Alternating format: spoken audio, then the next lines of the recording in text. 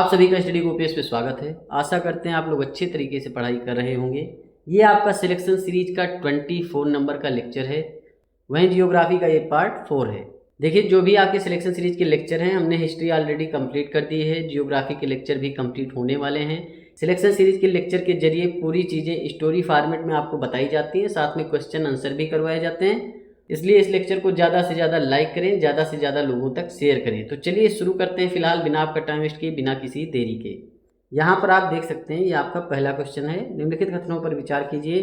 पहला कथन है कि उत्तर भारत के विशाल मैदान का निर्माण हिमालय पर्वत के बाद हुआ है। दूसरा कथन है कि इस मैदान के पुराने जलोढ़ को खादर जबकि नए जलोढ़ को बांगर कहा जाता है। उपयुक्त कथनों में से कौन सा सही है, ये आपको बताना है।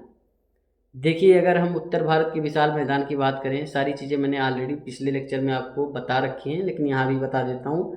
हिमालय आपका जो होता है, हिमालय के ऊपर दो भूवैज्ञानिक थे आपके, कोबर थे। कोबर ने सिद्धांत दिया और हेरी हेस थे। तो इन दो लोगों ने सिद्धांत दिया भाई हिमालय का निर्माण किस तरीके से होता है। जो कोबर ने सिद्धांत दिया, उन्होंने बताया कि गोंडवाना लैंड और अंगारा लैंड था, और वो आपस में टेथिस सागर को दबा करके हिमालय का निर्माण करते हैं। वहीं हेरी हेस का सिद्धांत था कि जो आपकी इंडियन प्लेट थी और जो यूरेशियन प्लेट थी, उनके टकराव से हिमालय का निर्माण होता है। जब हिमालय का निर्माण हो जाता है, इस पर ग्लेशियर वगैरह बनते हैं। ग्लेशियर वगैरह बनने के बाद में वहाँ से नदियाँ निकलती हैं। कि जो हिमालय से नदियाँ निकलती हैं, वहाँ उनका ढलान काफ़ी ज़्यादा होता है, लेकिन जब उनका ढलान कम हो जाता है तो जो बहा कर लेकर आती हैं पत्थर वगैरह, तो छोटे छोटे कंकड़ पत्थर ये सब बहा कर लेकर आती हैं और यहाँ पर जमा कर देती हैं। तो ये क्षेत्र तो आपका भाबर क्षेत्र कहा जाता है, ठीक, क्योंकि पुराने टाइम पीरियड में ये सब काम ये नदियाँ कर चुकी हैं। अब जो नदियाँ भाबर क्षेत्र में आती हैं तो वहाँ विलीन हो जाती हैं, मतलब पत्थरों के नीचे बहती हैं और वहाँ से पानी फिर निकलता है जहाँ पर बाहर आती हैं। इस तरीके से जो है उत्तर भारत का विशाल मैदान बनता है। तो जाहिर सी बात है भाई, हिमालय पर्वत के बाद ही जो है आपके उत्तर भारत के विशाल मैदान का निर्माण हुआ, या भाबर क्षेत्र कह लीजिए, तो उसका निर्माण भी हिमालय पर्वत के बाद ही हुआ। तो पहला कथन पूरी तरीके से सत्य हो जाएगा। दूसरा कथन है कि इस मैदान के पुराने जलोढ़ को खादर कहा जाता है और नए जलोढ़ को बांगर कहा जाता है। देखिए, पुराने जलोढ़ का मतलब क्या होता है? पुराने जलोढ़ का मतलब होता है कि जहाँ पर नदियों का पानी नहीं पहुँच पाता है, तो जो ऊंचे क्षेत्र थे उस जगह पे बांगर क्षेत्र है, और बांगर क्षेत्र पुराने जलोढ़ को कहा जाता है। तो ये हो जाएगा बांगर क्षेत्र। और खादर क्षेत्र उसे कहते हैं जहाँ पर नदियाँ बहुत सारा अवसाद लेकर पहुँचती हैं और वहाँ पर एक उपजाऊ क्षेत्र बनाती हैं उत्तर भारत में, तो उसे कहते हैं खादर क्षेत्र। तो पुराने जलोढ़ को बांगर और नए जलोढ़ को खादर कहा जाता है, गलत हो जाएगा। तो अच्छे से आप समझ गए भाई, पहला कथन तो पूरी तरीके से सत्य है, ठीक, दूसरा असत्य है।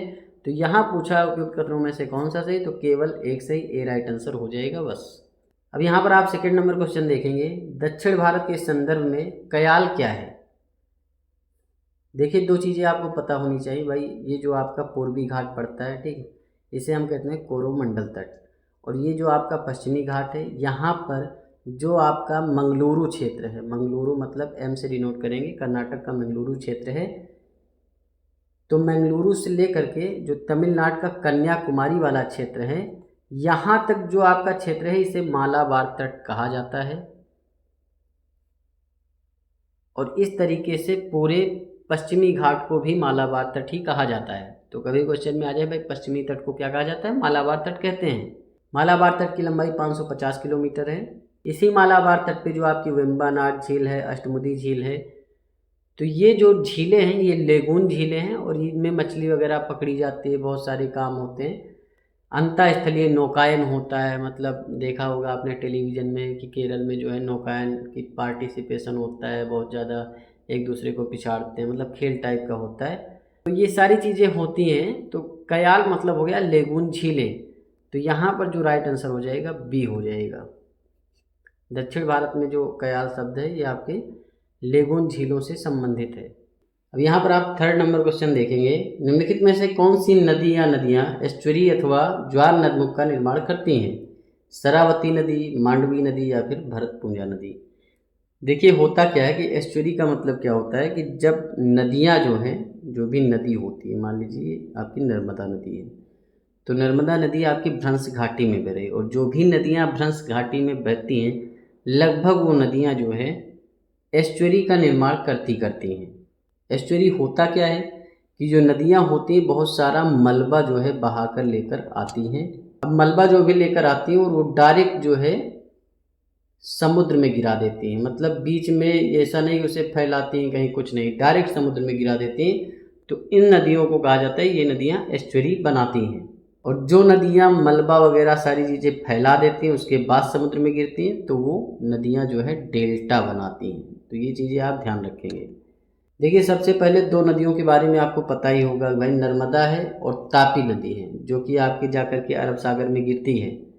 तो ये दो नदियाँ तो सबको पता है कि भाई एस्चुरी बनाती हैं, लेकिन और भी नदियाँ एस्चुरी बनाती हैं। जैसे कर्नाटक में आपकी शरावती नदी है तो ये भी एस्चुरी बनाती है। साथ में गोवा की जो मांडवी नदी है वो भी एस्चुरी बनाती है। इसी प्रकार केरल में जो भरतपुंजा है, भरतपुंजा और पेरियार, तो ये दो नदियां भी जो है एस्चुरी यानी ज्वार नदमुख का निर्माण करती हैं। मांडवी के साथ आप जुआरी भी याद रखेंगे, मतलब जुआरी नदी जो आपकी गोवा में बहती है तो ये भी जो है ज्वार नदमुख का निर्माण करती है। मतलब जितनी भी पश्चिमी घाट में नदियां बहती हैं लगभग ज्वार नदमुख का ही निर्माण करती हैं। तो ये चीज़ें आप ध्यान रखेंगे भाई, नर्मदा, तापी, साथ में जो शरावती नदी आपकी कर्नाटक में बहती है, मांडवी नदी, जुआरी नदी, भरतपुंजा, पेरियार, ये सारी नदियाँ जो हैं एस्चुरी और ज्वार नदमुख का निर्माण करती हैं। तो यहाँ पर राइट आंसर आपका हो जाएगा भाई शरावती भी है, मांडवी भी है, भरतपुंजा भी है, डी राइट आंसर हो जाएगा। 4 नंबर क्वेश्चन आप देखेंगे, नीचे दो वक्तव्य दिए गए हैं, एक कथन ए है, दूसरा कारण आर है। यहाँ पर दो नहीं आर होगा। कथन है कि भारत का पूर्वी घाट मैदान अत्यंत उपजाऊ है। कारण है कि भारत के पूर्वी घाट मैदान का निर्माण जलोढ़ निक्षेप से हुआ है। नीचे दिए गए कोड से सही उत्तर चुनिए।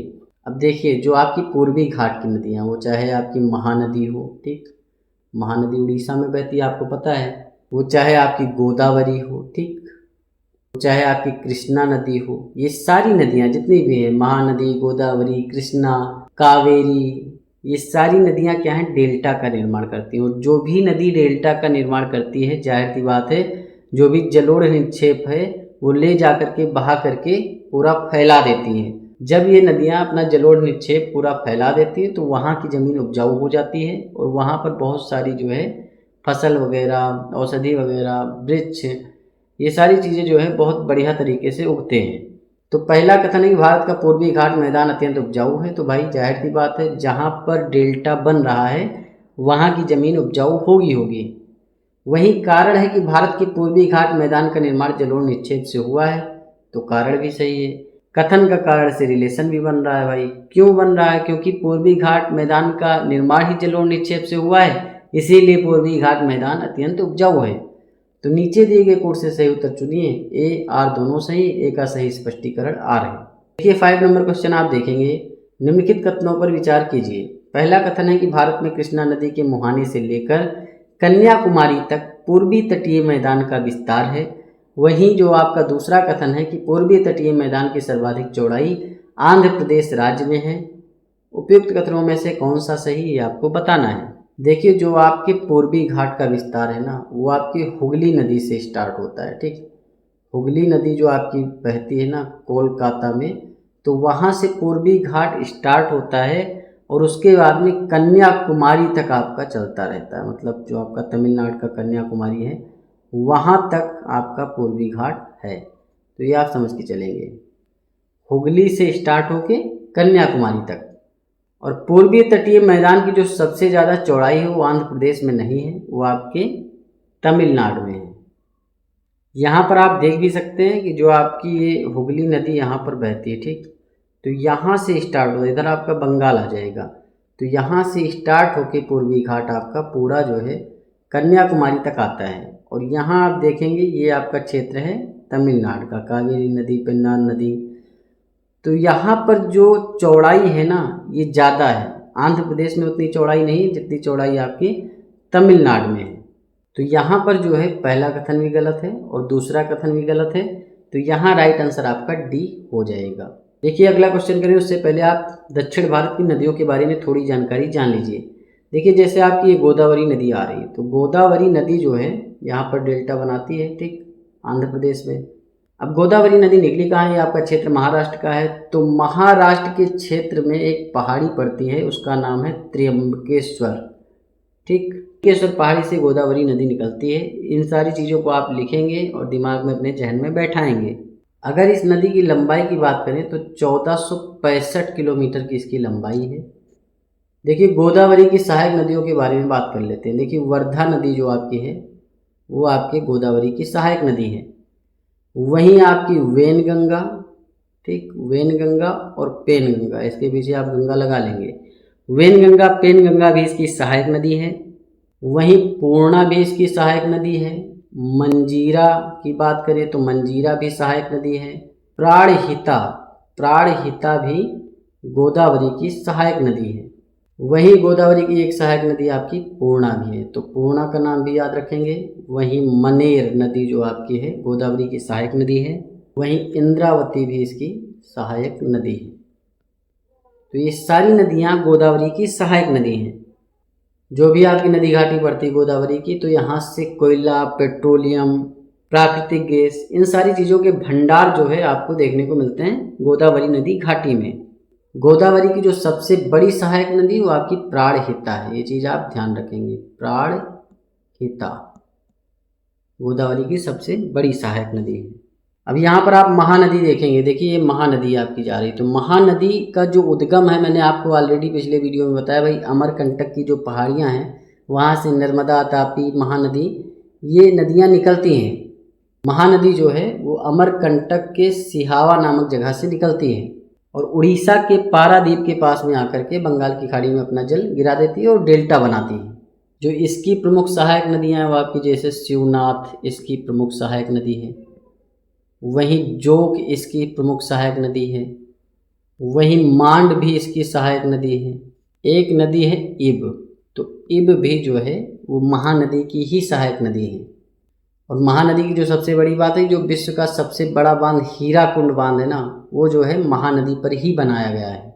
वहीं आप देखेंगे कृष्णा नदी, तो कृष्णा नदी कहाँ से निकली और किस तरीके से आकर के अपना बंगाल की खाड़ी में जल गिराती है। देखिए, कृष्णा नदी जो है वो प्रायद्वीपीय भारत की दूसरी सबसे बड़ी नदी है। पहली आपकी क्या है? पहली आपकी गोदावरी थी, दूसरे नंबर पे आपकी कृष्णा नदी है। ये आप देख भी सकते हैं, यहाँ से निकली और यहाँ पर आई, तो सबसे बड़ी जो है दूसरे नंबर पे है ये। और कहाँ से निकलती है? ये भी महाराष्ट्र के महाबलेश्वर चोटी से निकलती है। कृष्णा नदी के साथ आकर के तुंगभद्रा नदी मिलती है। तो तुंगभद्रा जो है कृष्णा की सबसे बड़ी सहायक नदी है। कोयना नदी भी इसमें आकर के मिल जाती है, तो कोयना भी इसकी सहायक नदी है। साथ में भीमा नदी के बारे में आप ध्यान रखेंगे भाई, भीमा नदी भी कृष्णा की सहायक नदी है। मूसी नदी जिसके किनारे आपका हैदराबाद है। डिंडी नदी की बात हो तो डिंडी नदी भी कृष्णा की सहायक नदी है। वहीं घाटप्रभा नदी भी आपकी कृष्णा की सहायक है। घाटप्रभा, मालप्रभा, ठीक, मालप्रभा भी इसकी सहायक नदी है। और दूध गंगा, वेनगंगा, पेनगंगा किसकी सहायक नदी थी? वेनगंगा, पेनगंगा आपकी गोदावरी की सहायक थी, लेकिन दूध गंगा आपकी कृष्णा की सहायक नदी। ये चीज़ आप ध्यान रखेंगे। तो आपका नागार्जुन सागर बांध है आंध्र प्रदेश में, ये आपकी कृष्णा नदी पे है। वहीं आप कावेरी नदी के बारे में देखेंगे भाई, कावेरी नदी जो है वो कर्नाटक के कोडगु जिले से ब्रह्मगिरी, यहाँ पर एक चोटी है, ठीक, ब्रह्मगिरी चोटी, तो ब्रह्मगिरी चोटी से निकलती है कावेरी नदी। इसकी लंबाई अगर देखें तो 800 किलोमीटर की लंबाई है, ठीक, जैसे आपकी गोदावरी की 1465 थी, ठीक। मेटूर बांध आपका कावेरी नदी पे है, ये चीज़ आप ध्यान रखेंगे। देखिए, यहाँ पर आप 6 नंबर क्वेश्चन देखेंगे। नीचे 2 वक्तव्य दिए गए हैं, एक कथन ए है, दूसरा कारण आर है। कथन है कि आंध्र प्रदेश में गोदावरी और कृष्णा नदियाँ डेल्टा बनाती हैं। वहीं कारण है कि पूर्वी घाट में प्रवाहित होने वाली नदियाँ अपने मुहाने पर डेल्टा का निर्माण करती हैं। नीचे दिए गए कोर्स से सही उत्तर चुनिए। देखिए, मामला क्या है कि जो भी पूर्वी घाट की तरफ नदियाँ बहती हैं, क्योंकि ये क्या है, ढलान की तरफ है, जो पश्चिमी घाट का ढलान है पूरब की तरफ है, तो इसीलिए जो पूर्वी घाट में नदियाँ बहती हो, चाहे महानदी हो, चाहे कृष्णा नदी हो, चाहे गोदावरी हो, चाहे कावेरी हो, चाहे वेगई हो। वही दूसरा कथन है, पूर्वी घाट में प्रवाहित होने वाली नदियाँ अपने मुहाने पर डेल्टा का निर्माण करती हैं, ये कथन भी सत्य है। लेकिन इन दोनों का रिलेशन नहीं बन रहा। क्यों रिलेशन नहीं बन रहा? क्योंकि जो आंध्र प्रदेश में गोदावरी कृष्णा नदी डेल्टा बनाती है, उसका कारण ये है क्योंकि पश्चिमी घाट का जो ढलान है वो आपका पूरब की ओर है, तो इसलिए जो है आंध्र प्रदेश में जो भी नदियाँ बहती हैं, तमिलनाडु में बहती हैं या उड़ीसा में बहती हैं, तो वो जो है डेल्टा का निर्माण करती हैं, ना कि इसलिए कि भाई पूर्वी घाट में प्रवाहित होने वाली नदियाँ अपने मुहाने पर डेल्टा का निर्माण करती हैं। तो ये सिंपल सा कथन है बस। तो यहाँ पर कथन भी सत्य है, कारण भी सत्य है, लेकिन कथन कारण का रिलेशन नहीं बन रहा, तो यहाँ पर बी राइट आंसर हो जाएगा। अब यहाँ पर 7 नंबर क्वेश्चन आप देखेंगे, पर्वतीय क्षेत्रों में पर्वतों का तीव्र ढाल होने के कारण नदियां अपने साथ शिलाखंडों को बहाकर तो ले आती हैं, किंतु शिवालिक क्षेत्र में मंद ढाल होने के कारण शिवालिक के गिरिपाद क्षेत्र में इन शिलाखंडों को जमा कर देती हैं। इस प्रदेश को डैश डैश कहा जाता है। ये सारी चीज़ें मैंने आपको ऑलरेडी समझा रखी हैं भाई। जो तीव्र ढलान होता है तो वहाँ से शिलाखंड, पत्थर, कंकड़ सब चीज़ बहाकर नदियाँ लाती हैं, लेकिन फिर शिवालिक क्षेत्र जो आता है वहाँ पर मंद ढलान हो जाता है और वहाँ पर बहुत सारे जो पत्थर वगैरह हैं उनको छोड़ देती हैं, क्योंकि उतनी ज़्यादा तीव्रता होती नहीं पानी में, पानी के बहाव में, तो उसको बहाना वो जो है असमर्थ हो जाती हैं एक तरीके से, तो वहाँ पर छोड़ देती हैं और वो क्षेत्र आपका भाबर क्षेत्र इस तरीके से बन जाता है। उसके बाद भाबर क्षेत्र जो इस समय बन चुका है, तो अब जो भी नदियाँ आती हैं बहती हुई तो उसमें विलीन हो जाती हैं ज़्यादातर गर्मी के दिनों में, और उसके बाद जो निकलती हैं फिर तराई क्षेत्र का निर्माण होता है, उत्तर भारत के मैदान का निर्माण होता है। तो यहाँ पर आपका राइट आंसर क्या हो जाएगा, ये आपका हो जाएगा भाबर प्रदेश। खादर प्रदेश मतलब जहाँ नवीन जलोढ़ मृदा पाई जाती है, बांगर प्रदेश मतलब पुरानी जलोढ़ मृदा पाई जाती है। जो आपके भाबर प्रदेश के बाद का क्षेत्र है वो तराई प्रदेश कहा जाता है, दलदली क्षेत्र है, वहाँ पर बहुत उपजाऊ जमीन वगैरह होती है। तो ये सारी चीज़ें मैंने आपको ऑलरेडी बता रखी हैं। 8 नंबर क्वेश्चन आप देखेंगे, खादर प्रदेश के संदर्भ में निम्नलिखित कथनों पर विचार कीजिए। पहला कथन है कि इस क्षेत्र में नदियों द्वारा प्रत्येक वर्ष अवसादों का निक्षेपण किया जाता है। दूसरा कथन है कि ये प्रदेश अत्यंत उपजाऊ होते हैं। उपयुक्त कथनों में से कौन सा सही है ये आपको बताना है। देखिए खादर प्रदेश का मतलब क्या है भाई, जो नदी होती है ना वो प्रत्येक वर्ष अवसाद वगैरह लेकर आती हैं, उसका निक्षेपण करती हैं, जगह जगह जो है अवसाद इकट्ठा हो जाता है और इसी वजह से जो खादर प्रदेश है वो बहुत ही ज़्यादा उपजाऊ होता है। तो पहला कथन भी सत्य है, दूसरा भी सत्य है, और खादर प्रदेश में नवीन जलोढ़ मृदा पाई जाती है, चीज़ भी आप ध्यान रखेंगे। यहाँ पर दोनों कथन सत्य हैं तो सी राइट आंसर हो जाएगा। अगला क्वेश्चन करें उससे पहले मालवा के पठार की स्थिति देख लीजिए। ये आपका मालवा का पठार है यहाँ पे, और ये मालवा का पठार टोटल 3 राज्यों में फैला हुआ है, एक तो गुजरात में, दूसरा एमपी में और तीसरा आप देखेंगे राजस्थान में। हल्का सा राजस्थान में मालवा का क्षेत्र पड़ेगा, गुजरात में भी इसका क्षेत्र पड़ता है और ज़्यादातर क्षेत्र इसका मध्य प्रदेश में पड़ता है। 9 नंबर क्वेश्चन आप देखेंगे, मालवा का पठार निम्नलिखित में से किस राज्य में विस्तृत नहीं है। देखिए अभी मैंने आपको बताया गुजरात राज्य में मालवा का पठार पड़ता है, वहीं मध्य प्रदेश में ज़्यादातर इसका क्षेत्र है, राजस्थान में भी मालवा का पठार देखने को मिलता है, छत्तीसगढ़ काफ़ी ज़्यादा दूर पड़ जाता है, क्योंकि जो आपका भारत का नक्शा इस तरीके से, तो मालवा का पठार इस जगह पे है, मतलब राजस्थान का भी कुछ क्षेत्र आता है, गुजरात का भी और एमपी का भी, छत्तीसगढ़ का क्षेत्र नहीं आता है, तो यहाँ पर राइट आंसर आपका डी हो जाएगा। देखिए अगला क्वेश्चन करें, ये आपका जो बुंदेलखंड का क्षेत्र है इसके बारे में जान लीजिए। बुंदेलखंड क्षेत्र जो है आपका कैमूर और मैकाल पहाड़ी के मध्य पड़ता है। कैमूर पहाड़ी आपको पता है विंध्याचल श्रेणी का पार्ट है, मैकाल पहाड़ी जो आपका है ये सतपुड़ा श्रेणी का पार्ट है। तो इन दोनों पहाड़ियों के मध्य जो क्षेत्र पड़ता है वो आपका बुंदेलखंड क्षेत्र है, और ये 2 राज्यों में फैला हुआ है, आपके यूपी में, ठीक, और प्लस आपके एमपी में, 2 राज्यों में इसका क्षेत्र है। बुंदेलखंड जो पठार है इसका निर्माण जो हुआ है वो आपके निस और ग्रेनाइट चट्टानों से हुआ है। ये चीज़ आप ध्यान रखेंगे कि भाई बुंदेलखंड पठार का निर्माण किन चट्टानों से हुआ है, निस और ग्रेनाइट सेलों से हुआ है। बुंदेलखंड पठार जो आपका है इसका ढलान किस तरीके से, तो ये आपका दक्षिण से उत्तर की ओर ढलान है, मतलब दक्षिण की ओर जो है ये ऊंचा है और उत्तर की ओर जो है ये हल्का डाउन है, या उत्तर पूर्व कह लीजिए, मतलब इस तरीके से ढलान है इसका। तो ये सारी चीज़ें आप समझ के चलेंगे। कम गुणवत्ता वाला लोहा वगैरह यहाँ पे पाया जाता है। सारी बातें हम करते रहेंगे जैसे जैसे क्वेश्चन आंसर होते रहेंगे। अब यहाँ पर आप 10 नंबर क्वेश्चन देखेंगे कि बुंदेलखंड के पठार के संदर्भ में निम्नलिखित कथनों में से कौन सा सत्य नहीं है। तो पहला कथन है कि यह उत्तर प्रदेश और मध्य प्रदेश के बीच फैला हुआ है। पहला कथन पूरी तरीके से सत्य है, मैंने अभी बताया भाई एमपी और यूपी के बीच जो है बुंदेलखंड का पठार है, कैमूर पहाड़ी और मैकाल पहाड़ी के मध्य। इसका निर्माण निस और ग्रेनाइट सेलों से हुआ है, दूसरा कथन भी सत्य है। इसका ढाल दक्षिण से उत्तर और उत्तर पूर्व की ओर है, तीसरा कथन भी सत्य है।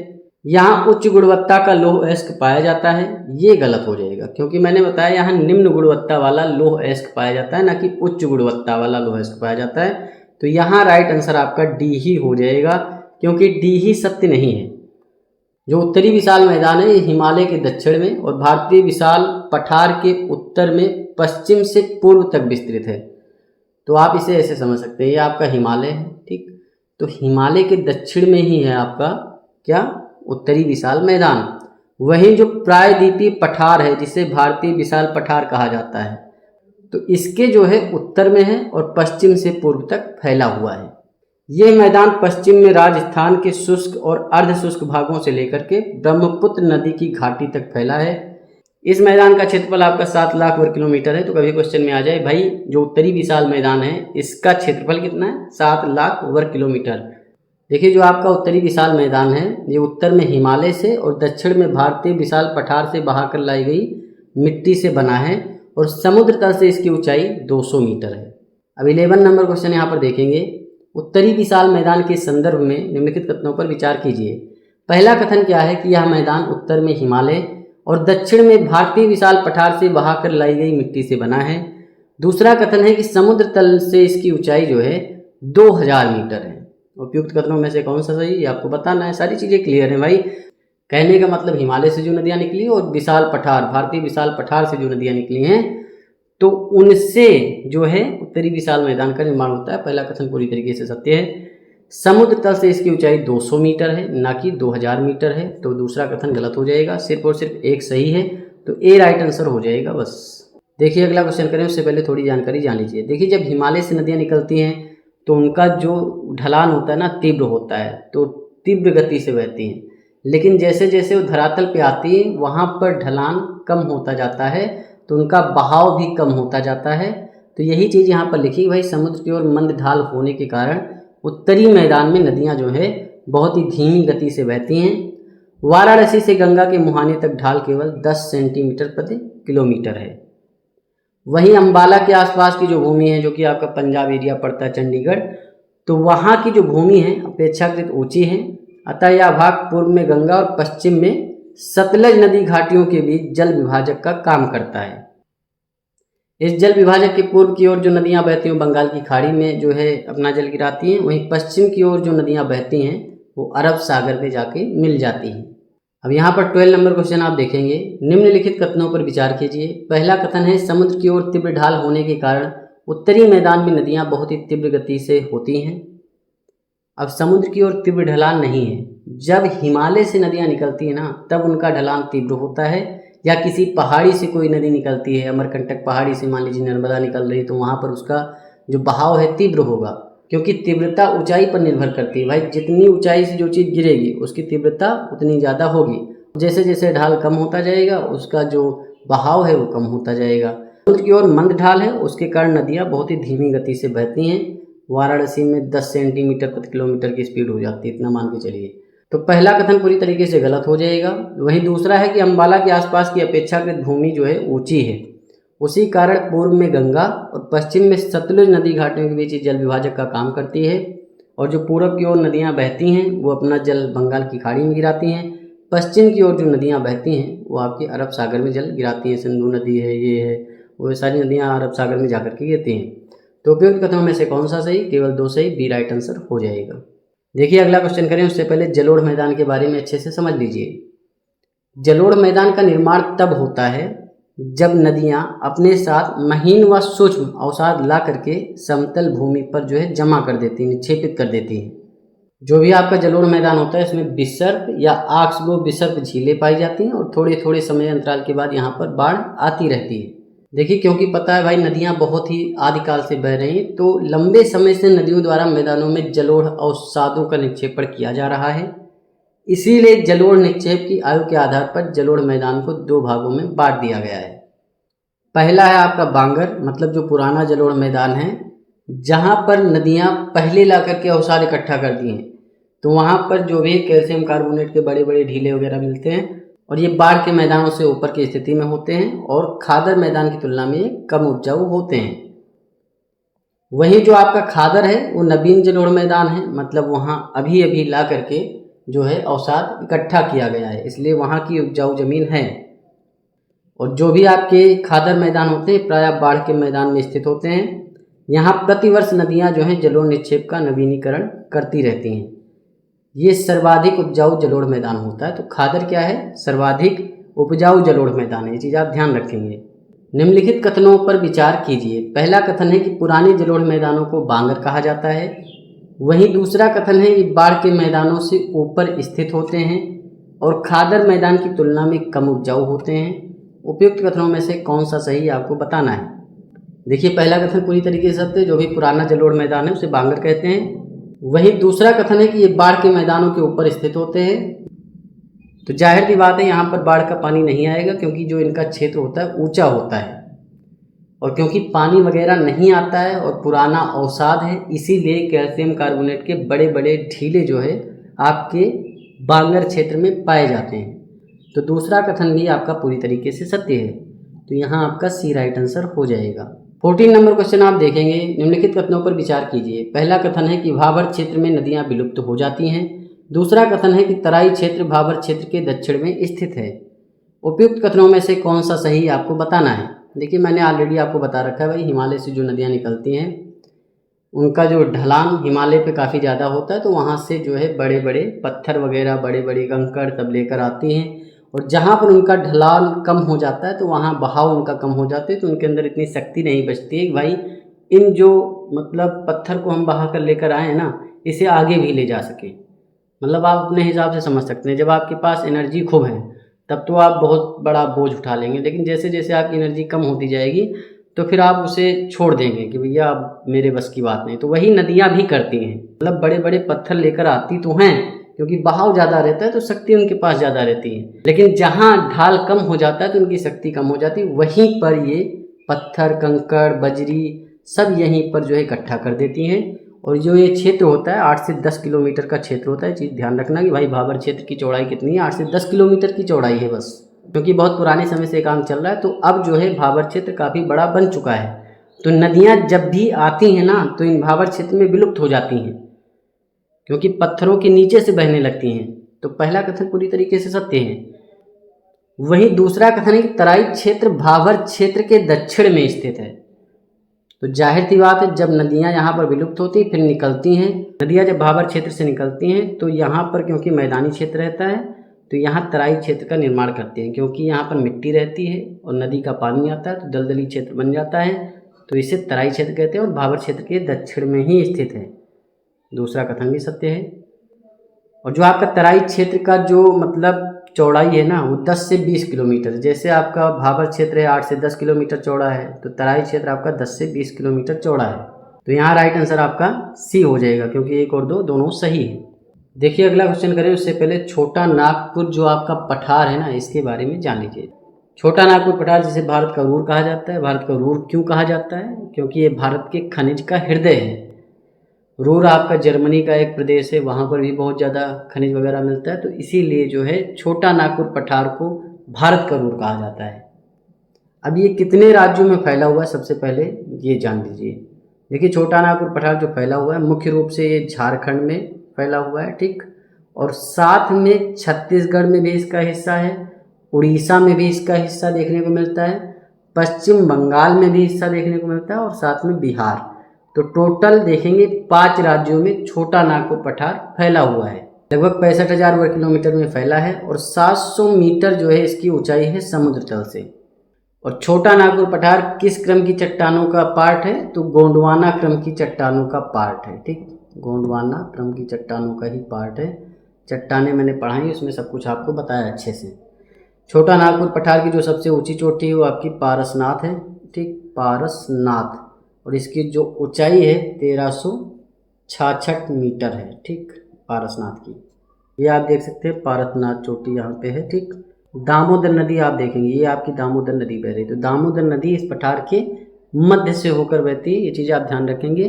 कोयला उत्खनन के लिए बहुत ही ज़्यादा फेमस है, मतलब दामोदर नदी घाटी में कोयला बहुत अच्छी मात्रा में पाया जाता है। वहीं आपकी ब्रह्मपुत्र नदी है, ठीक। इधर आप महानदी देख सकते हैं। छोटा नागपुर पठार का जो क्षेत्र है कैमूर रेंज और मैकाल रेंज के मध्य है। कैमूर रेंज आपका बिंद श्रेणी का पार्ट है, मैकाल आपका सतपुड़ा रेंज का पार्ट है। ये सारी चीज़ें आप समझ के चलेंगे। छोटा नागपुर पठार का जो रांची का क्षेत्र पड़ता है, जहाँ पर रांची में फैला हुआ है छोटा नागपुर का पठार, तो उसे रांची का पठार कहते हैं। जैसे आपका नेपाल हिमालय था, तो नेपाल हिमालय में जो सिक्किम का पार्ट है हिमालय का, उसे सिक्किम हिमालय कहा जाता था। उसी तरीके से छोटा नागपुर पठार का जो रांची का एरिया है, वहाँ छोटा नागपुर पठार को रांची का पठार कहते हैं। हजारीबाग में हजारीबाग का पठार कहते हैं। और वहीं कोडरमा का पठार भी छोटा नागपुर पठार का ही भाग है। कोडरमा पठार में आपका अभ्रक हो गया, विशेषकर रूबी अभ्रक, तो उसके लिए प्रसिद्ध है। छोटा नागपुर के पठार के संदर्भ में निम्नलिखित कथनों पर विचार कीजिए। पहला कथन है कि इसका कुछ भाग महाराष्ट्र के नागपुर जिले में विस्तृत है। कोडरमा का पठार इसी पठार का उपक्षेत्र है। उपयुक्त कथनों में से कौन सा सही आपको बताना है। देखिए, पहला कथन पूरी तरीके से गलत है, क्योंकि मैंने आपको ऑलरेडी बताया जो छोटा नागपुर पठार है उसका जो क्षेत्र है झारखंड में पड़ता है, छत्तीसगढ़ में पड़ता है, पश्चिम बंगाल में कुछ क्षेत्र पड़ता है, वहीं बिहार में भी इसका कुछ क्षेत्र पड़ता है और साथ में उड़ीसा का कुछ क्षेत्र पड़ता है। मतलब 5 राज्यों में फैला हुआ है, मुख्य रूप से झारखंड में फैला हुआ है। तो महाराष्ट्र से इसका कोई रिलेशन बन नहीं रहा। पहला कथन गलत है। कोडरमा का पठार है, रांची का पठार है, हजारीबाग का पठार है, ये सारे क्षेत्र आपके छोटा नागपुर पठार के अंतर्गत ही आते हैं। छोटा नागपुर पठार के लगभग मध्य में ही दामोदर नदी बहती है और दामोदर नदी जो है कोयला पट्टी के लिए प्रसिद्ध है, आपको पता है। तो यहाँ पर दूसरा कथन सत्य है, पहला गलत हो जाएगा। तो यहाँ केवल 2 राइट आंसर है, बी सही हो जाएगा बस। 16 नंबर क्वेश्चन आप देखेंगे, निम्नलिखित में से किस क्षेत्र को भारत के रूर प्रदेश की संज्ञा दी जाती है। देखिए, जो रूर प्रदेश पड़ता है आपके जर्मनी का क्षेत्र है और उस जर्मनी के क्षेत्र में जो राइन वेस्टफेलिया राज्य है वहीं पर ये पड़ता है और ये औद्योगिक क्षेत्र के लिए बहुत प्रसिद्ध है। कोयला और इस्पात उद्योग के लिए जाना जाता है। तो उसी के नाम पे रखा गया भाई भारत का रूर प्रदेश कौन सा है। भारत में ऐसा क्षेत्र कहाँ पे है जहाँ पर ज़्यादा खनिज वगैरह पाए जाते हैं, तो छोटा नागपुर का पठार है, बी राइट आंसर हो जाएगा। अब यहाँ पर आप देख सकते हैं आपका मेघालय पठार है, इसमें गारो, खासी, जयंतिया 3 तरह के जो है पठार पाए जाते हैं। गारो, खासी, जयंतिया 3 तरह की पहाड़ियाँ, तो ये आपकी 3 तरह की जो है पहाड़ियाँ पाई जाती हैं गारो, खासी, जयंतिया में। जो भी आपका शिलांग पठार है या मेघालय का पठार कह लीजिए, ये आपके प्रायद्वीपीय भारत का ही हिस्सा है। मतलब जो आपका ये प्रायद्वीपीय भारत है इसी का हिस्सा है। मेघालय पठार में कोयला हो गया, चूना पत्थर, यूरेनियम, ये सारी चीज़ें मिलती हैं। मेघालय का जो बहुत प्रसिद्ध स्थल है चेरापूंजी, वो आपके खासी पे पड़ता है, ठीक, खासी पहाड़ी पे। और यहाँ जो है बहुत ज़्यादा वर्षा मानी जाती है, मतलब औसत वर्षा सर्वाधिक होती है भारत में। अब जो गारो यहाँ पे पड़ता है और यहाँ पे पड़ता है राजमहल, तो गारो और राजमहल को अलग करता है राजमहल दर्रा, ठीक, राजमहल दर्रा। राजमहल भी प्रायद्वीपीय भारत के पठार का ही हिस्सा है और वही जो है आगे पूर्व की ओर विस्तारित होता है मेघालय पठार के रूप में। बीच में जो है दर्रा पड़ जाता है, मतलब दरार पड़ जाती है, तो अलग हो जाता है। ये सारी चीज़ें आप समझ के चलेंगे। और वहीं जो आपका मेघालय है, जो इसकी सबसे ऊंची चोटी है, वो आपकी नोकरेक है। ये चीज़ आप ध्यान रखेंगे। नोकरेक 1421 मीटर इसकी ऊंचाई है। जिस तरीके से आपका छोटा नागपुर पठार है, इसकी सबसे ऊंची चोटी जो है पारसनाथ है, उसी तरीके से मेघालय पठार की सबसे ऊंची चोटी नोकरेक है। ये आप देखेंगे यहाँ पर आपका बुंदेलखंड का पठार है, मालवा का पठार, दक्कन का पठार, ये बघेलखंड का पठार है, ये आपका तेलंगाना का पठार है, दंड कारण्य का पठार है। वहीं आप देखेंगे ये आपका कर्नाटक का पठार है। सारे पठार देख के चलेंगे। अब यहाँ पर आप 17 नंबर क्वेश्चन देखेंगे, मेघालय पठार के संदर्भ में निम्नलिखित कथनों पर विचार कीजिए। पहला कथन है कि यह हिमालय पर्वत की अवशिष्ट श्रेणियों का भाग है। वहीं दूसरा कथन है इस पठार की सबसे ऊंची चोटी नोकरेक है। उपयुक्त कथनों में से कौन सा सही आपको बताना है। देखिए, जो मेघालय पठार है ये आपके प्रायद्वीपीय भारत का जो पठार है उसका हिस्सा है, ना कि हिमालय पर्वत की अवशिष्ट श्रेणियों का। तो पहला कथन पूरी तरीके से गलत है। वहीं दूसरा है कि इस पठार की सबसे ऊंची चोटी नोकरेक है, तो ये आपका राइट है। मतलब यहाँ केवल 2 सही है, बी राइट आंसर हो जाएगा। यहाँ पर आप जो देख रहे हैं आपका दक्कन का पठार है और ये क्रिटेशियस युग तथा पूर्व टर्सरी काल में इसका विकास होता है।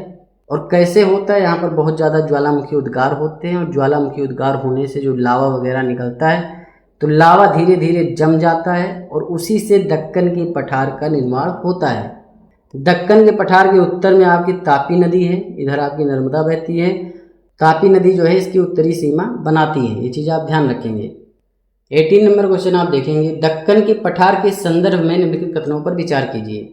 यह पठार क्रिटेशियस तथा पूर्व टर्शियरी काल में होने वाली ज्वालामुखी क्रियाओं से निर्मित हुआ है। पहला कथन पूरी तरीके से सत्य है। यह बेसाल्ट निर्मित पठार है, तो दूसरा कथन भी सत्य है। उपयुक्त कथनों में से कौन सा सही? दोनों सही, सी राइट आंसर हो जाएगा। 19 नंबर क्वेश्चन देखेंगे कि धारवाड़ का पठार भारत के किस राज्य में स्थित है? तो कर्नाटक में स्थित है, डी राइट आंसर हो जाएगा। ये आपके परिवर्ती चट्टानों से बना हुआ है। चट्टानों के ऊपर ऑलरेडी पिछला वीडियो आ चुका है, अगर आप जाकर के देखेंगे तो वहाँ को डप्पा क्रम की चट्टानें, धारवाड़ क्रम की चट्टानें, ये सारी चीज़ें मैंने क्लियर कट सब चीज़ें अच्छे से बता दी हैं। धारवाड़ क्रम की चट्टानों के अंतर्गत ही बाबा बुदन की पहाड़ी हो या चित्रदुर्ग की पहाड़ी हो या ब्रह्मगिरी की पहाड़ी हो, ये सारी चीज़ें आती हैं। ब्रह्मगिरी चोटी से आपकी कावेरी नदी निकलती है, तो ये चीज़ आप ध्यान रखेंगे। यहाँ आपका राइट आंसर डी हो जाएगा। यहाँ पर सारी चीज़ें आप देख के चलेंगे कि भाई प्रायद्वीपीय भारत जो आपका है, ये आपका है प्रायद्वीपीय भारत। तो प्रायद्वीपीय भारत पूरब में बंगाल की खाड़ी, दक्षिण में हिंद महासागर और पश्चिम में अरब सागर से घिरा है। तो जाहिर सी बात है, जो आपका पूरब है यहाँ बंगाल की खाड़ी है, आपका जो पश्चिम है यहाँ अरब सागर है, और दक्षिण में अगर आप देखेंगे तो आपका हिंद महासागर है। क्योंकि प्रायद्वीपीय भारत पठारी है, इसीलिए इसे प्रायद्वीपीय भारत का पठार कहा जाता है। क्योंकि आपको भी पता है, जो ज्वालामुखी उद्गार होते हैं उसके निक्षेप से इसका निर्माण होता है बेसाल्ट चट्टानों से। प्रायद्वीपीय भारत पर पर्वतों की तरह ऊंची ऊंची चोटियां नहीं हैं, किंतु यहाँ चट्टानों का समतल उठा हुआ भाग है। प्रायद्वीपीय भारत का पठार गोंडवाना लैंड का ही हिस्सा है। जो आपकी कोबर ने सिद्धांत दिया है, जो आपका गोंडवाना लैंड था, अंगारा लैंड था, तो प्रायद्वीपीय पठार जो था उसे गोंडवाना लैंड कहा है उन्होंने। माना जाता है कि जो आपका अफ्रीका पड़ता है ना, अफ्रीका से टूट करके ही जो है वो प्रायद्वीपीय भारत निकला है। प्रायद्वीपीय भारत अभी भी उत्तर पूर्व की ओर प्रवाहमान है, जिसके कारण हिमालय की ऊंचाई अभी भी बढ़ रही है।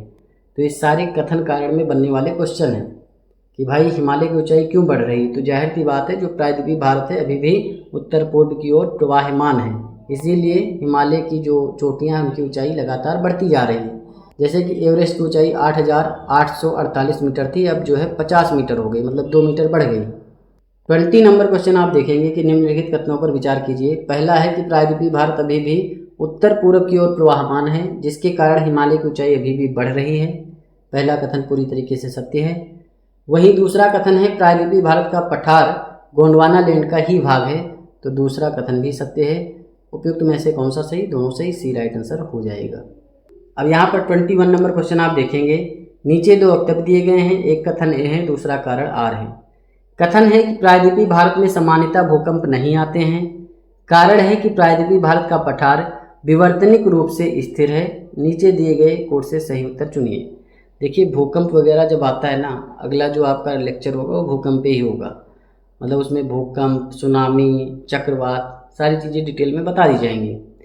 जो भूकंप आता है वो प्लेटों के खिसकाव से आता है। जब प्लेटें धरती के नीचे खिसकती हैं तो उसी के जरिए से भूकंप आता है। अब किस स्तर पे नीचे प्लेट सरक रही है उसके हिसाब से भूकंप का वर्गीकरण किया गया है। लेवल 7 का भूकंप है, बहुत ज़्यादा हाई होगा, लेवल 5 का है तो कम होगा। तो क्योंकि जो प्रायद्वीपीय भारत का पठार है वो विवर्तनिक रूप से, मतलब उसकी जो प्लेटें हैं वो स्थिर हैं, इसीलिए प्रायद्वीपीय भारत में सामान्यतः भूकंप नहीं आते हैं। तो यहाँ पर कथन कारण दोनों सही है, और कथन का कारण से रिलेशन बन रहा है, क्योंकि जो है प्रायद्वीपीय भारत का पठार स्थिर है विवर्तनिक रूप से, इसीलिए भूकंप नहीं आते। तो यहाँ रिलेशन बन रहा है मियाँ बीवी का, तो यहाँ पर ए राइट आंसर हो जाएगा। अब यहाँ पर आप 22 नंबर क्वेश्चन देखेंगे, नीचे 2 वक्तव्य दिए गए हैं, एक कथन ए है, दूसरा कारण आर है। कथन है कि कृष्णा और कावेरी नदियाँ पूरब की तरफ प्रवाहित होते हुए बंगाल की खाड़ी में अपना जल गिराती हैं। कारण है सतपुड़ा पहाड़ी के दक्षिण में प्रायद्वीपीय भारत के पठार का ढाल पूरब की तरफ हो जाता है। नीचे दिए गए कोड से सही उत्तर चुनिए। देखिए, होता क्या है कि जो आपकी महाराष्ट्र है, महाराष्ट्र में जो नासिक पड़ता है, नासिक में ब्रह्मगिरी चोटी, वहाँ से गोदावरी नदी निकलती है। वहीं महाबलेश्वर चोटी से कृष्णा नदी निकलती है। कर्नाटक के ब्रह्मगिरी चोटी से जो है कावेरी नदी निकलती है। तो इनका ढलान पूरब की ओर इसीलिए है क्योंकि जो पश्चिमी घाट का ढलान है या भारतीय प्रायद्वीप का जो ढलान है वो पश्चिम से पूरब की ओर है, सतपुड़ा पहाड़ी के बाद में, मतलब सतपुड़ा पहाड़ी के दक्षिण में। तो यहाँ पहला कथन पूरी तरीके से सत्य है भाई, कृष्णा कावेरी नदियाँ जो हैं पूरब की ओर प्रवाहित होते हुए बंगाल की खाड़ी में जल गिराती हैं। दूसरा कारण भी सत्य है, सतपुड़ा पहाड़ी के दक्षिण में प्रायद्वीपीय भारत के पठार का ढाल जो है पूरब की ओर है, इसीलिए ये नदियाँ बंगाल की खाड़ी में अपना जल गिराती हैं। तो यहाँ पर ए आपका राइट आंसर हो जाएगा, क्योंकि ए आर दोनों सही और ए का सही स्पष्टीकरण आर है। देखिए अगला क्वेश्चन करें, उससे पहले थोड़ी जानकारी आप जान लीजिए। देखिए होता क्या है कि जो आपका छोटा नागपुर पठार है उसका जो पूर्वी क्षेत्र है वहाँ पर आप देखेंगे तो दामोदर नदी बीचों बीच से बह रही है। तो जब बीच से बह रही तो इसके ऊपर जो भाग पड़ता है उसको कहते हैं हम हजारीबाग पठार। ये आपका हजारीबाग पठार है। और जो दामोदर नदी के नीचे यानी दक्षिण वाला क्षेत्र है ये आपका रांची का पठार है। और जो आपका ये रांची का पठार है ये संप्राय मैदान का उदाहरण है। संप्राय मैदान का मतलब होता है ऐसा पठार जहाँ पर भूमि एकदम समतल है। जो संप्राय मैदान बनता है आपका ये नदियों के अपरदन के कारण बनता है। 23 नंबर क्वेश्चन आप देखेंगे, निम्नलिखित कथनों पर विचार कीजिए। पहला कथन है कि दामोदर नदी के उत्तर में रांची का पठार स्थित है। वहीं दूसरा कथन है कि रांची का पठार भारत में संप्राय मैदान का उदाहरण है। उपयुक्त कथनों में से कौन सा सही आपको बताना है। देखिए जो आपका पहला कथन है भाई दामोदर नदी के उत्तर में रांची का पठार है, तो ये आपका गलत हो जाएगा। क्यों? क्योंकि जो आपका छोटा नागपुर पठार का पूर्वी क्षेत्र है उसके बीचों बीच से जो है दामोदर नदी बहती है। दामोदर नदी के जो उत्तर का पार्ट है ये आपका हजारीबाग का पठार है। वहीं दामोदर नदी के जो दक्षिण का पार्ट है ये आपका रांची का पठार है। जो आपके रांची का पठार है ये आपके भारत में संप्राय मैदान का उदाहरण है। दूसरा कथन आपका सही होगा, पहला गलत हो जाएगा। राइट आंसर आपका हो जाएगा केवल एक। 24 नंबर क्वेश्चन आप देखेंगे, नीचे दो वक्तव्य दिए गए हैं। एक कथन ए है, दूसरा कारण आर है।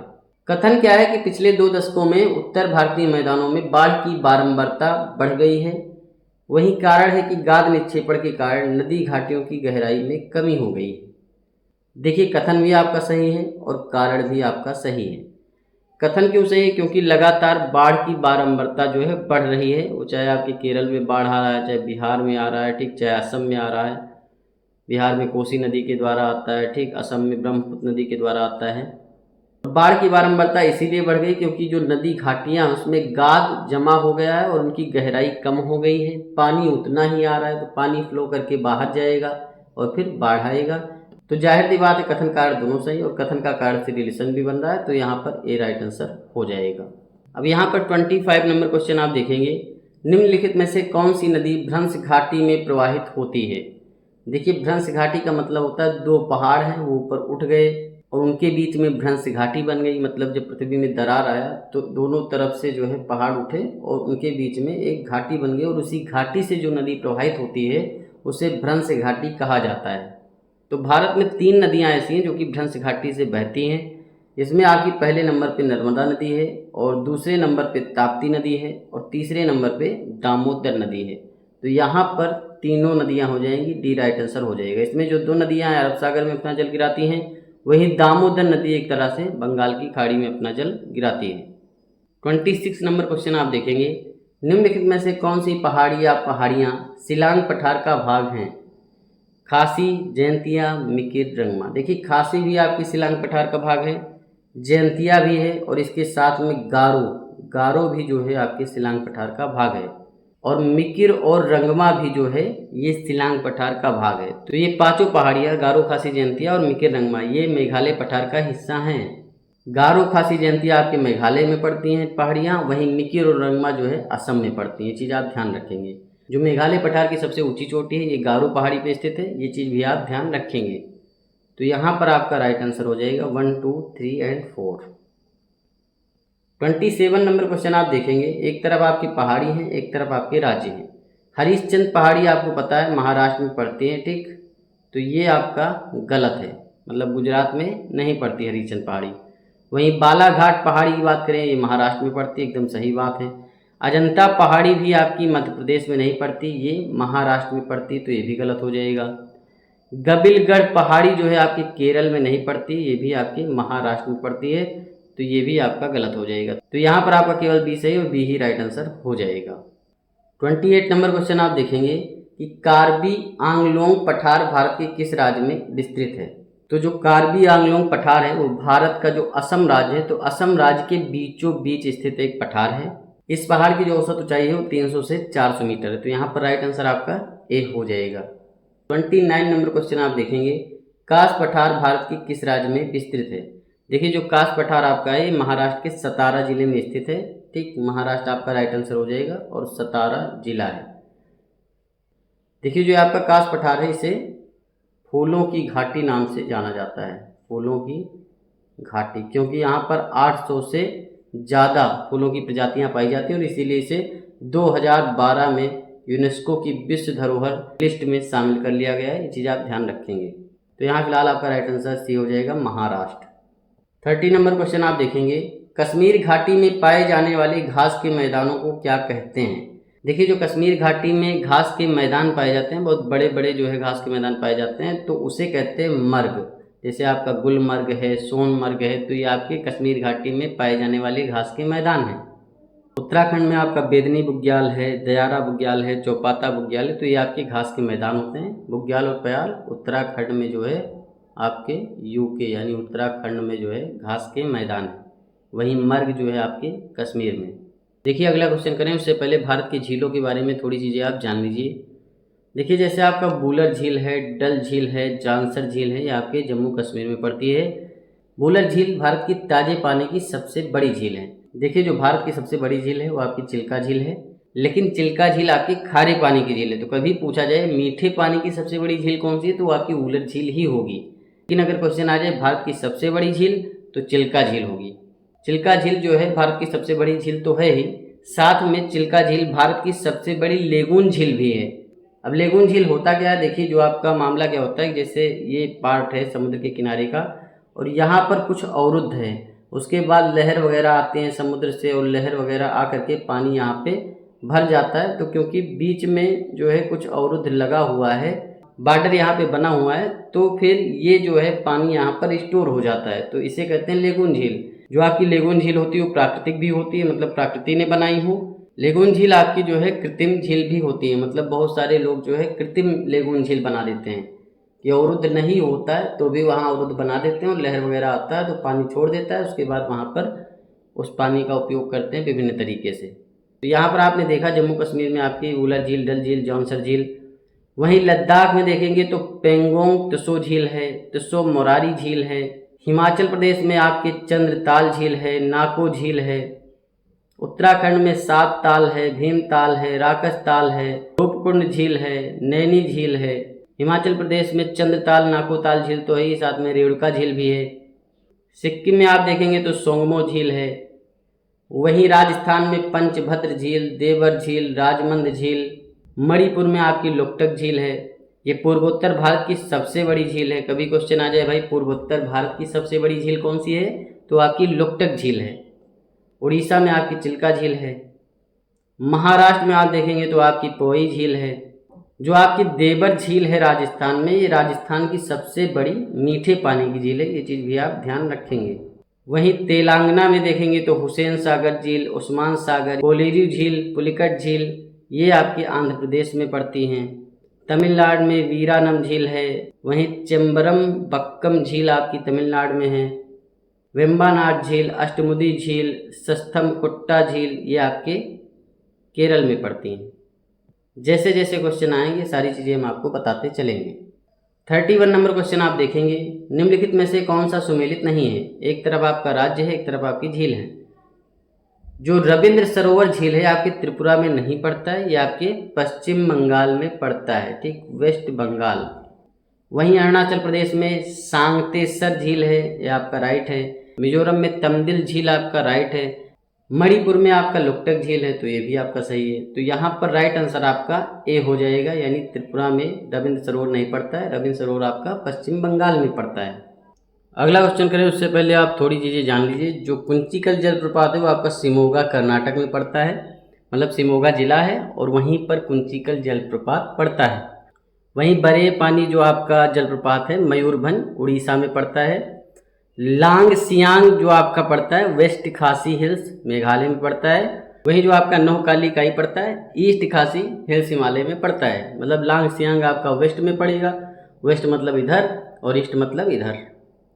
वहीं उत्तर प्रदेश में रामगढ़ ताल पड़ता है, मानसी गंगा पड़ता है, मोती झील, कीठम झील, बेला सागर, शेखा झील, ये सारी जो झीलें हैं ये उत्तर प्रदेश में पड़ती हैं। वहीं राजस्थान में सांभर झील, जयपुर में, राजस्थान के बाड़मेर जिले में पचपदरा झील है, नागौर जिले में डिडवाना झील है।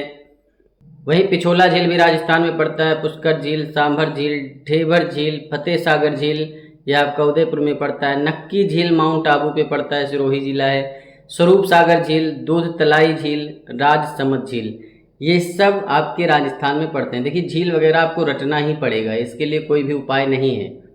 32 नंबर क्वेश्चन आप देखेंगे, निम्नलिखित में से कौन सा सुमेलित नहीं है। एक तरफ आपके जलप्रपात हैं, एक तरफ आपके राज्य हैं। कुंचिकल जलप्रपात आपका कर्नाटक में ही पड़ता है, कर्नाटक के शिमोगा जिले में। पहला कथन पूरी तरीके से सत्य है। बरेई पानी जो पड़ता है उड़ीसा के मयूरभंज जिले में पड़ता है, तो ये भी सही है। लांगसियांग मेघालय के ईस्ट में पड़ता है। नोहकालीकाई मेघालय के वेस्ट में पड़ता है, तो यहाँ पर ये आपका गलत कथन दे रखा है और यही राइट आंसर हो जाएगा, क्योंकि पूछा गया है कौन सा सुमेलित नहीं है। नोहकालीकाई आपका वेस्ट मेघालय में पड़ता है, चीज़ आप ध्यान रखेंगे।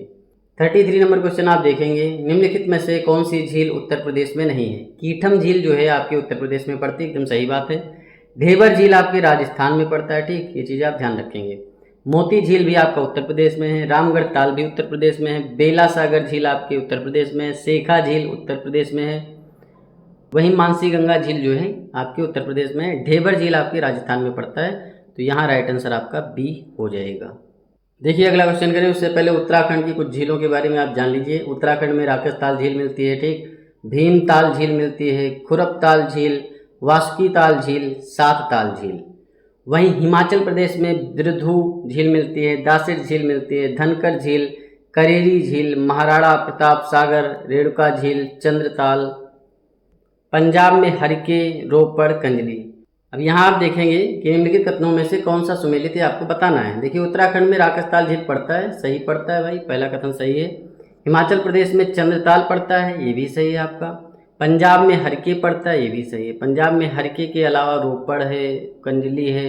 हिमाचल प्रदेश में चंद्रताल के अलावा आपका दासिर झील है, धनकर है, करेरी झील है।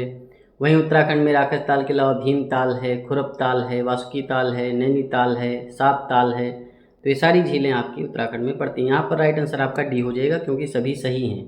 तो यहाँ पर केरल की झीलों के बारे में जान लीजिए। केरल में आपकी वेम्बानाड झील है, अष्टमुदी झील है, मानचीरा है, पाराउर कयाल है, ठीक, मुनमदा झील है, सास्ताम कोटा झील है।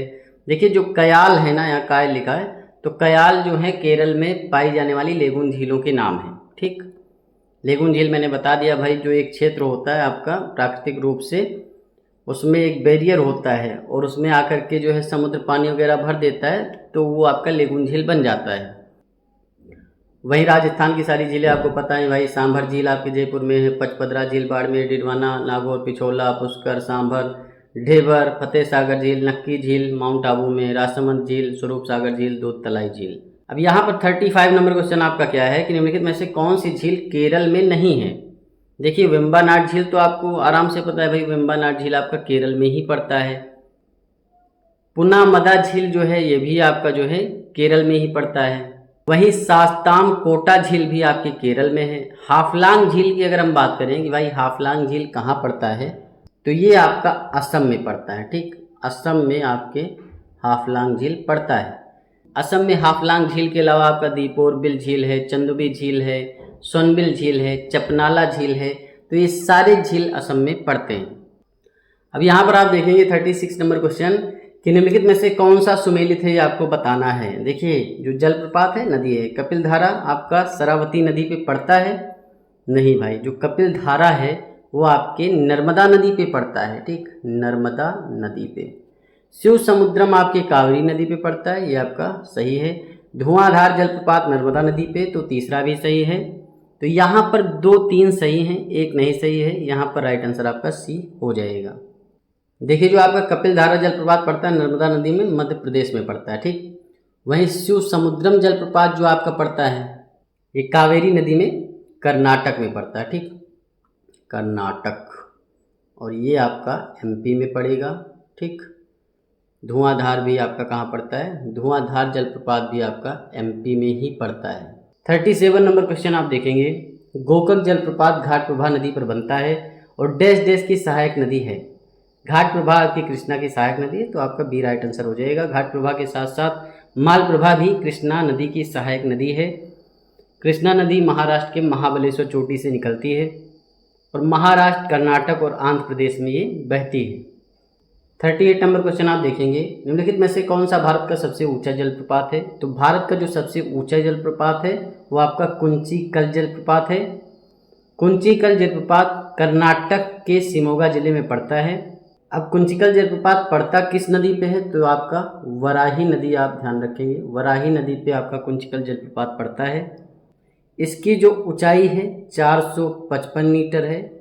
वहीं धुआंधार जलप्रपात आपके मध्य प्रदेश में नर्मदा नदी पे पड़ता है। शिव समुद्रम जलप्रपात आपके कावेरी नदी पे पड़ता है। जोग जलप्रपात की अगर बात करें तो जोग जलप्रपात शरावती नदी पे पड़ता है और ये भी कर्नाटक के शिमोगा जिले में स्थित है। अब यहाँ पर आप 39 नंबर क्वेश्चन देखेंगे कि भारत के कुल धरातलीय जल प्रवाह का 90% से अधिक भाग जाता है। देखिए, जो भारत का कुल धरातलीय जल प्रवाह है, मतलब नदियाँ बहती हैं, गंगा बहती है, यमुना बहती है, ठीक, ब्रह्मपुत्र बहती है, सिंधु बहती है, तो जो भारत के धरातलीय जल प्रवाह का 90% भाग है ये आपके बंगाल की खाड़ी में जाता है, क्योंकि ज़्यादातर नदियाँ भारत देश की बंगाल की खाड़ी में अपना जल गिराती हैं। वहीं 10% के करीब भाग जो है आपके अरब सागर में जाता है। तो यहाँ फिलहाल राइट आंसर आपका ए हो जाएगा, क्योंकि 90% भाग पूछा गया है। 40 नंबर क्वेश्चन यहाँ पर देखेंगे, निम्नलिखित में से कौन सी भारत की प्रमुख हिमानी निर्मित झील है? मतलब हिमानी से जो जल आता है उससे जो झील निर्मित होती है ना, उसे कहते हैं हिमानी निर्मित झील। चिल्का झील आपको पता है तो जो है आपकी लेगून झील है, मतलब समुद्र में लहरें वगैरह आती हैं तो वहाँ पे आकर के पानी छोड़ जाती हैं। जो भी आपका एक क्षेत्र होता है, जो भी सर्कल होता है, इसमें पानी छोड़ गई और यहाँ पर एक बैरियर लगा हुआ है तो ये आपकी चिल्का झील हो गई, मतलब लेगून झील है। वहीं अगर राक्षस ताल झील की बात करें या फिर नैनीताल झील है, सात ताल है, भीमताल है, नौकुचियाल है, खुशपतान झील है, ये सारी झील आपकी क्या है? ये आपकी सारी झीलें हिमानी निर्मित है, क्योंकि ये आपके उत्तराखंड क्षेत्र में पड़ती हैं। वहीं पुलिकट झील की बात करें, ये आंध्र प्रदेश में पड़ता है, ठीक। कोलेरू झील आंध्र प्रदेश में पड़ता है, तो ये भी आपकी लेगून झीलें हैं। 41 नंबर क्वेश्चन आप देखेंगे, निम्नलिखित कथनों पर विचार कीजिए। पहला कथन है कि चचाई जलप्रपात मध्य प्रदेश में बीहड़ नदी पर स्थित है। दूसरा कथन है कि यह भारत में सबसे अधिक एकल बूंद वाले झरनों में गिना जाता है। उपयुक्त कथनों में से कौन सा सही आपको बताना है। देखिए, जो आपका चचाई जलप्रपात पड़ता है ये मध्य प्रदेश के बीहड़ नदी पे ही स्थित है, एकदम सही बात है। इसकी अगर ऊंचाई की बात करें तो ये आपका 130 मीटर इसकी ऊंचाई है। यह भारत में सबसे अधिक एकल बूंद वाले झरनों में गिना जाता है। दूसरा कथन भी आपका पूरी तरीके से सत्य है, तो यहाँ पर एक और दो दोनों सही, मतलब सी राइट आंसर हो जाएगा। 42 नंबर क्वेश्चन आप देखेंगे, सूची 1 में आपके झील दे रखे हैं, सूची 2 में राज्य दे रखे हैं। नागार्जुन सागर जो पड़ता है आपके तेलंगाना राज्य में पड़ता है। नागार्जुन सागर हो, हुसैन सागर झील हो, तेलंगाना राज्य में ही पड़ेगा। कोलेरू झील आंध्र प्रदेश, पुलिकट झील भी आंध्र प्रदेश। काली वैली या कोडाईकनाल हो वो आपके तमिलनाडु में पड़ता है। सूरज कुंड जो पड़ता है आपके तेलंगाना में नहीं पड़ता है, ये आपके हरियाणा में पड़ता है। चीज़ आप ध्यान रखेंगे। तो यहाँ पर आपका ये मिसप्रिंट है और राइट आंसर आपका 1 2 3 4 हो जाएगा। 43 नंबर क्वेश्चन आप देखेंगे, निम्नलिखित युग्मों में से सही सुमेलित नहीं है। देखिए, बूलर झील आपकी जम्मू कश्मीर में पड़ती है और भारत की सबसे बड़ी मीठे पानी की झील है, तो पहला वाला तो बिल्कुल सही है। तो सो मरारी आपके सिक्किम में नहीं पड़ता है, तो सो मरारी आपके लद्दाख में पड़ता है, दूसरा गलत हो जाएगा। तो सो मरारी के साथ साथ में पेंगोंग तसो झील है, ये भी आपके लद्दाख में पड़ता है। तीसरा है आपका राकस ताल झील। राकस ताल झील हो, भीमताल झील हो, खुरपा ताल झील हो, वासुकी ताल झील हो, सात ताल हो, नैनीताल हो, ये सारे जो ताल वाले हैं ये उत्तराखंड में ही पड़ते हैं। लेकिन अगर चंद्रताल कभी पूछ ले तो चंद्रताल आपका हिमाचल प्रदेश में पड़ता है।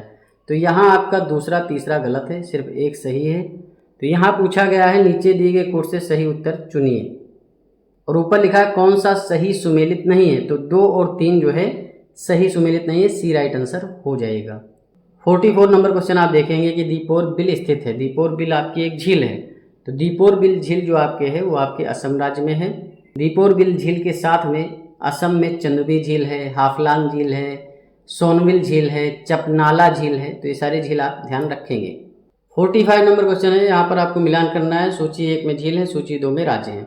वेम्बानाड झील आपको पता है भाई केरल में पड़ता है। वेम्बानाड के बगल में ही अष्टमुदी झील भी केरल में पड़ती है, ठीक। तो यहाँ पर ए का चौथा हो जाएगा। वहीं आपका सोंगमा झील हो, सोंगमो झील है, वो आपके सिक्किम में पड़ता है।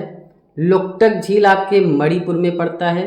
लोकटक झील के बारे में एक चीज़ और ध्यान रखेंगे भाई, ये जो है पूर्वोत्तर भारत की सबसे बड़ी मीठे पानी की झील है और इसी झील में केउबुल लामजाओ नामक तैरता हुआ राष्ट्रीय पार्क है। कहते हैं केइबुल लामजाओ जो आपका पार्क है ना, तैरता हुआ पार्क, यह आपके लोकटक झील में ही है।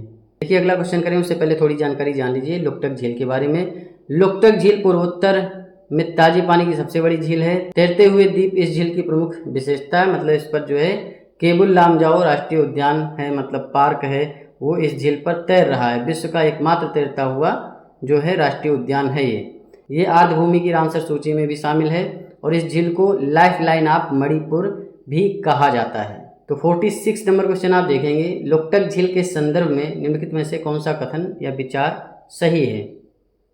यह पूर्वोत्तर भारत में खारे पानी की सबसे बड़ी झील है। तो पहला कथन पूरी तरीके से गलत हो जाएगा, क्योंकि लोकटक झील पूर्वोत्तर भारत में ताजे पानी की, मीठे पानी की सबसे बड़ी झील है। दूसरा कथन है तैरते हुए द्वीप इस झील की मुख्य विशेषता है। सही है, क्योंकि केबुल लामजाओ जो राष्ट्रीय उद्यान है इस पर तैर रहा है और विश्व का एकमात्र तैरता हुआ राष्ट्रीय उद्यान है ये। उपयुक्त कथनों में से कौन सा सही, तो केवल 2 सही, बी राइट आंसर हो जाएगा। 47 नंबर क्वेश्चन आप देखेंगे, निम्नलिखित कथनों पर विचार कीजिए। पहला कथन है कि नक्की झील गुजरात में स्थित है। दूसरा कथन है वेम्बनाड झील कर्नाटक में स्थित है। उपयुक्त कथनों में से कौन सा सही है आपको बताना है। देखिए जो आपकी नक्की झील है, नक्की झील आपकी कहाँ पर स्थित है, राजस्थान में। राजस्थान के सिरोही जिले में माउंट आबू पर स्थित है आपका नक्की झील, तो पहला कथन गलत हो जाएगा। वहीं वेम्बनाड झील केरल के वेलिंगटन द्वीप पर स्थित है। इस झील में नौकायन प्रतियोगिता वगैरह भी होती है, तो ये आपका गलत हो जाएगा। तो ना तो 1 ना तो 2, डी राइट आंसर हो जाएगा। 48 नंबर क्वेश्चन आप देखेंगे, हुसैन सागर झील किस राज्य में स्थित है। देखिए हुसैन सागर झील हो, ठीक, ओस्मान सागर हो या नागार्जुन सागर झील हो, हिमायत खान झील हो, ये सारी झीलें आपकी तेलंगाना में स्थित हैं। सी राइट आंसर हो जाएगा। 49 नंबर क्वेश्चन आप देखेंगे, सूची 1 में जलप्रपात है, सूची 2 में उसके राज्य हैं। कुंचिकल जलप्रपात आपको ऑलरेडी मैंने बताया भाई कहाँ पे पड़ता है, कर्नाटक के शिमोगा जिले में पड़ता है, वराही नदी पे पड़ता है, तो ए का पहला हो जाएगा। वहीं शरावती नदी पे जोग या गरसुप्पा जलप्रपात पड़ता है, वो भी आपके कर्नाटक राज्य में है। थलियार जो जलप्रपात पड़ता है ये आपके तमिलनाडु में पड़ता है, तो बी का दूसरा हो जाएगा। वहीं लांग सियांग जो पड़ता है ये आपके मेघालय में पड़ता है, वो भी ईस्ट मेघालय में पड़ता है, ठीक, ईस्ट मेघालय में।